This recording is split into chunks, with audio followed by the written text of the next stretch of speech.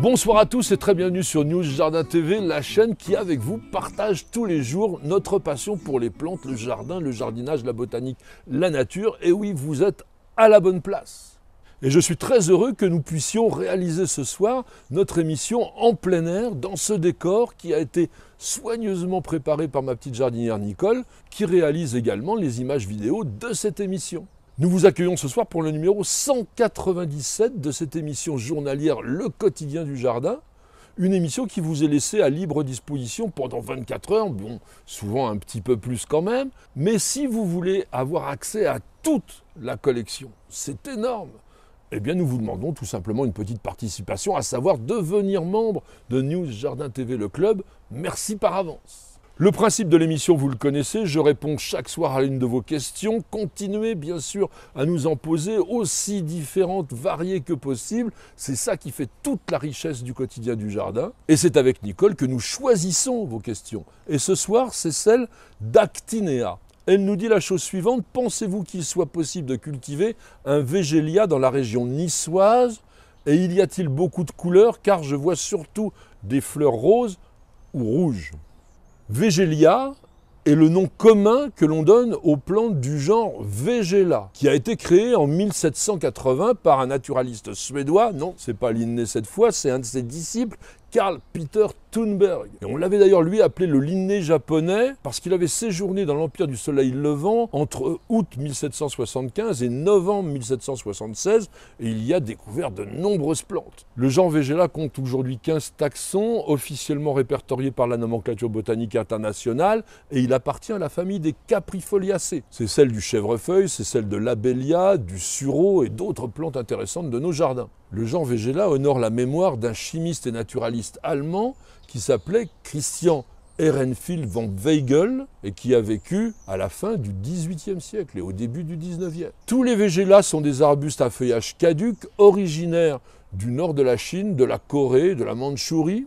Les plantes sont des buissons aux rameaux souvent arqués qui portent des feuilles opposées, elliptiques, sessiles, c'est-à-dire qu'elles n'ont pas de pétiole ou quasiment pas, finement dentées sur les bords, parfois pubescentes et bien nervurées. Elles mesurent selon les espèces entre 8 et 15 cm de long. La floraison est en mai-juin, elle apparaît toujours sur des pousses de l'année. Les fleurs sont campanulées, c'est-à-dire comme des petites cloches ou des trompettes, elles mesurent 2 à 4 cm de long. Et elles ont une corolle à 5 lobes. Ce sont des fleurs très nectarifères qui attirent énormément les abeilles et les autres pollinisateurs. On va cultiver essentiellement Végéla florida, qui est l'espèce la plus rustique, elle tient facilement à moins 20 degrés. C'est aussi la première à avoir été introduite en Europe. Et elle a d'abord été décrite en 1835 par un botaniste russe, Alexander von Bunge, et il l'avait appelée Callisphyrum floridum, nom qui est totalement invalide aujourd'hui.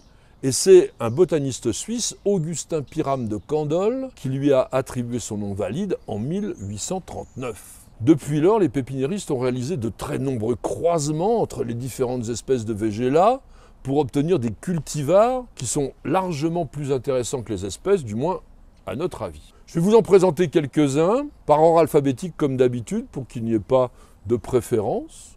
En commençant par Alexandra, c'est un buisson arrondi d'environ 2 mètres de diamètre et qui se caractérise par un feuillage pourpre très foncé sur lequel viennent contraster des fleurs qui sont roses tirant sur le rouge, et ceci en mai-juin. Black and White, en dépit de son nom anglais, a été obtenu en France par l'INRA en 2009, l'INRA d'Angers. C'est une plante naine, à port large, elle mesure environ 60 cm de haut, s'étale sur 80 cm, feuillage vert foncé ombré de pourpre chocolat et fleurs blanc ivoire striées de rouge à la base. Bristol Ruby, qui est une obtention américaine de 1941 et peut-être la variété la plus classique. C'est un buisson touffu à port semi-pleureur, environ 2 mètres, fleurs rouge cramoisi en mai-juin et avec une légère remontée vers septembre-octobre. Candida, comme son nom l'indique, va avoir des fleurs blanches. C'est un bel arbuste à port souple qui va dépasser 2 mètres de haut, lui, et même d'envergure d'ailleurs, il est ample. Et ses fleurs ont une vraie forme d'entonnoir d'un blanc très pur. Quant au feuillage, qui est vert clair, il va prendre de superbes teintes de couleurs variées en automne.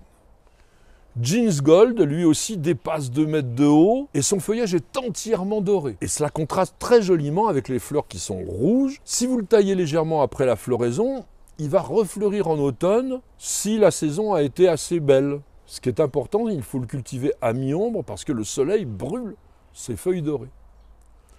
Magical Rainbow est un arbuste compact, environ 1,50 m de haut, 1 mètre de large, et qui est très reconnaissable par son feuillage vert panaché de jaune d'or. Cela s'associe très bien avec une très généreuse floraison en trompette rose en mai et juin. Marjorie mesure environ 2 mètres de haut, 1,50 m de large et il porte une abondance de fleurs, certaines jaune crème, d'autres de différentes nuances de rose, très originales. Et on a une belle remontée en septembre-octobre. Quant au feuillage en automne, il est superbe, avec des couleurs très variées. Pink Poppet, lui, il est trapu, il ne mesure pas plus d'1 mètre de haut, en revanche 1,50 m de large, et il se couvre complètement de fleurs roses en mai-juin. Elles peuvent se renouveler en septembre-octobre si l'arrière-saison a été suffisamment douce. Très belle couleur de feuillage en automne également. Rosea est vigoureux, au moins 2,50 m, des rameaux souples, plante qui pousse rapidement et qui fleurit généreusement en trompette rose intense.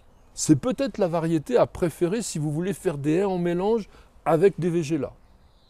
Ruby Queen, lui, mesure environ 1 mètre de haut et il se singularise par son feuillage pourpre avec des fleurs roses foncées, presque rouges, et des flamboyantes couleurs d'automne.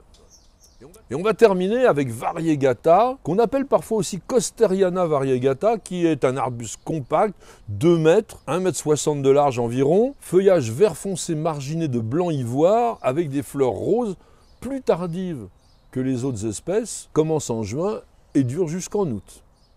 Il existe aussi un végéla jaune, Végéla Middendorfi, qui est moins courant et qui peut constituer une pièce de collection, par exemple, si vous aimez les originalités.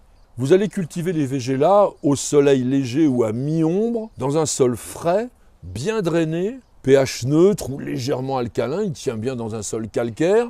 Attention quand même, les végélas craignent la sécheresse en été, n'hésitez pas à les pailler dans le courant du printemps et surtout à bien les arroser s'il fait chaud. Pour favoriser un port compact et surtout favoriser la production de nouveaux boutons floraux, eh bien raccourcissez les branches qui ont porté des fleurs printanières d'environ les 2/3 de leur longueur juste après la floraison. C'est la seule taille que va demander la plante.